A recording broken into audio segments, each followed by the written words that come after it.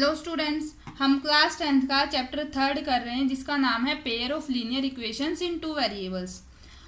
आज इस वीडियो में हम इसकी एक्सरसाइज 3.6 स्टार्ट करेंगे। जो लास्ट वीडियो थी उसमें हमने 3.5 कंप्लीट कर ली है। ठीक है, अगर किसी ने वो वीडियो नहीं देखी है तो मैं यहाँ आई बटन पर प्रीवियस वीडियो का लिंक डाल दूंगी, आप चाहें तो वहाँ से चेकआउट कर सकते हैं। तो इस चैप्टर की जो लास्ट एक्सरसाइज है 3.6 वो स्टार्ट करते हैं। अभी जो पिछली एक्सरसाइज थी उनमें हमने डिफरेंट मेथड्स को सीखा था, जिसमें हमने elimination method, cross multiplication method या सब्स्टिट्यूशन मेथड ये सब पढ़े थे। उनकी हेल्प से हम जो हमारे पास लीनियर इक्वेशंस होती हैं उनके सॉल्यूशन फाइंड आउट किए थे। अब जो ये एक्सरसाइज है इसमें हमें पढ़ना है equations reducible to a pair of linear equations in two variables. ये हम एक एग्जांपल से समझेंगे कि ये क्या है, कैसे इनको सोल्व करना है, और उसी की हेल्प से आपको ये पूरा का पूरा मेथड अच्छे से समझ में आ जाएगा कि हमें क्वेश्चन में क्या करना है। तो सबसे पहले फर्स्ट क्वेश्चन का फर्स्ट पार्ट ही ले लेते हैं, जिससे हमारा फर्स्ट क्वेश्चन स्टार्ट भी हो जाएगा और आपको मेथड अच्छे से समझ में भी आ जाएगा। सेम वही स्टेप्स हैं जो हमने पीछे सीखे हैं, बस एक दो स्टेप्स नए हैं जो हम यहाँ देख लेंगे। तो जो हमारे पास फर्स्ट क्वेश्चन है एक्सरसाइज का, उसका फर्स्ट पार्ट है, उसमें हमारे पास स्टेटमेंट है 1/2x plus 1/3y is equal to 2, और सेकेंड इक्वेशन है 1/3x plus 1/2y is equal to 13/6। ठीक है, ये हमारे पास इक्वेशंस हैं। अभी यहाँ से जो हमने पीछे पढ़ा है उसमें हमारे पास x और y सिंपल फॉर्म में हमारे पास जो है लीनियर इक्वेशंस होती थी, यानी कि जिस तरीके से हम उनको रिप्रेजेंट करते हैं जनरली। लेकिन यहाँ हमारे पास 1/x और 1/y की फॉर्म में है, तो इनको हमें कैसे सोल्व करना है। यहाँ आप देखो हमारे पास डिफरेंट क्या है, हमारे पास आ रहा है 1/x और 1/y।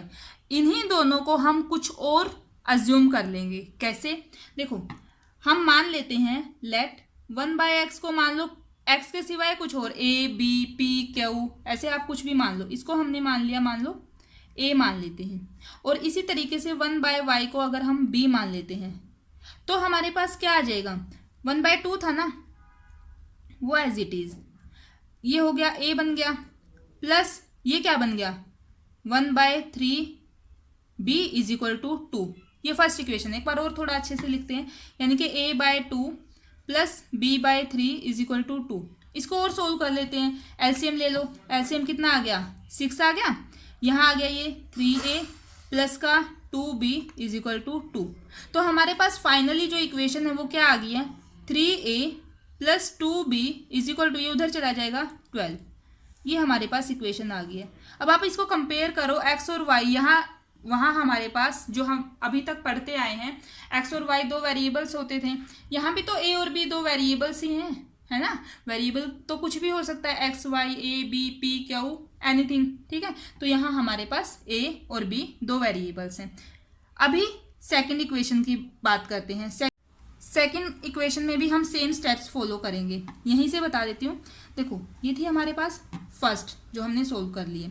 अब बात करते हैं इसकी, यहाँ है 1/3 और 1/x की जगह a आ गया, यानी कि ये बन गया a/3 प्लस ये बन गया हमारे पास b/2। ठीक है, 1/y की जगह b लिखा, 2 एज इट इज इक्वल में 13/6। एलसीएम लो, 6 आ रहा है, 2a plus 3b is equal to 13/6। 2a plus 3b is equal to 13/6 पहले से था, 6 इधर डिवाइड में उधर जाके मल्टीप्लाई, इससे कैंसिल, हमारे पास आ गया 2a plus 3b is equal to 30। ये हमारे पास सेकंड इक्वेशन आ गया। अब आप इसको तो 1 मान लो और इसको 2 मान लो, या फिर अगर आप इन दोनों को 1 और 2 मान रहे हो तो आप इनको 3 और 4 मान लो। ठीक है, अभी आप देख सकते हो ये वैसी ही इक्वेशन बन गई है जैसी अभी तक हम सोल्व करते आए हैं। अब इनको आप एलिमिनेशन मेथड, सब्स्टिट्यूशन मेथड या क्रॉस मल्टीप्लिकेशन मेथड किसी से भी सोल्व कर सकते हो। अगर हम बात करें एलिमिनेशन मेथड की, तो उससे अगर हम सोल्व करेंगे तो हमें a या तो दोनों इक्वेशंस में ए का कोफिशिएंट जो है सेम करना होगा, या दोनों में हमें बी का कोफिशिएंट सेम करना होगा। वो टोटली आप पर डिपेंड करता है, आप किसी को भी सेम कर सकते हो। अगर हम ए का कोफिशिएंट सेम करें तो जो ये है सेकंड इक्वेशन, इसमें ए का 2 है और यहाँ ए का कोफिशिएंट 3 है, तो इसकी मल्टीप्लाई तो मुझे 2 से करनी होगी और इसकी 3 से करनी होगी, तभी दोनों का 6 हो जाएगा और सेम हो जाएगा। तो हम क्या करते हैं, इक्वेशन फर्स्ट की मल्टीप्लाई करवाते हैं 2 के साथ।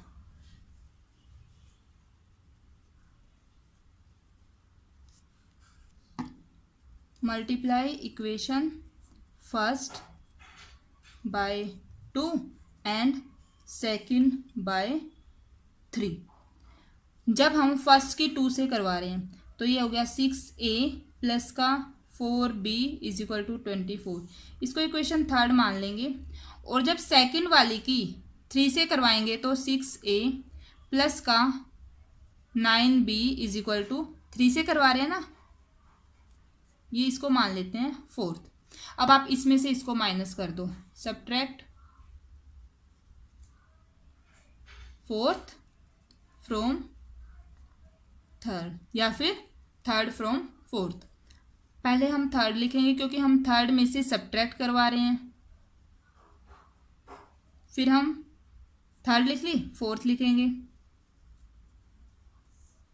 आगे वही स्टेप्स हैं जो अभी तक आप पढ़ते आए हो, साइन चेंज, ये कैंसिल, यहाँ से माइनस का 5b और यहाँ से हमारे 5 और 1, ठीक है, वो भी माइनस का, माइनस से माइनस कैंसिल, b की वैल्यू कितनी आ रही है 3, b 3 आ गया। अब इसको किसी भी इक्वेशन में पुट कर लो, फर्स्ट में या सेकंड में, ठीक है।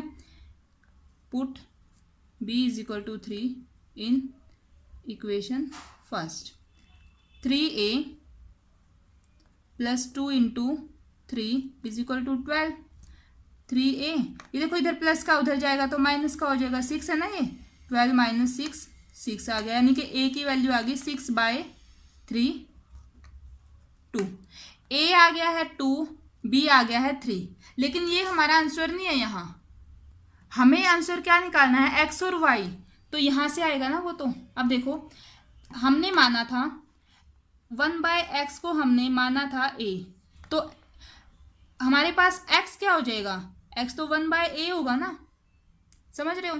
तो x की वैल्यू क्या आ गई 1/a 2, इसी तरीके से y क्या होगा 1/b और b हमारे पास कितना था 3, तो ये तो आया हमारे पास y और ये आई है x। लास्ट में ये स्टेप्स और यहाँ हमारे पास, हमें इसको और सोल्व करना है, ठीक है ना।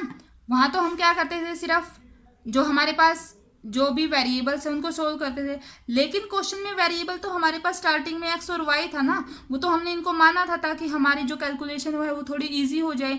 तो लास्ट में हमने जो माना था वहाँ से उसको फिर से वापस सोल्व करना और x और y की ही वैल्यू फाइंड आउट करनी है। तो ये x आ गया है 1/2 और y आ गया है 1/3। अभी ये हमारा क्वेश्चन कंप्लीट हो गया। तो यहाँ हमें इसी तरीके से सारे क्वेश्चंस सोल्व करने हैं। आई होप ये क्वेश्चन आपको अच्छे से समझ में आ गया होगा। फिर भी अगर किसी को कोई डाउट रहता है तो आप नीचे एक कमेंट कर सकते हैं। तो फ्रेंड्स, ये थी हमारी आज की वीडियो।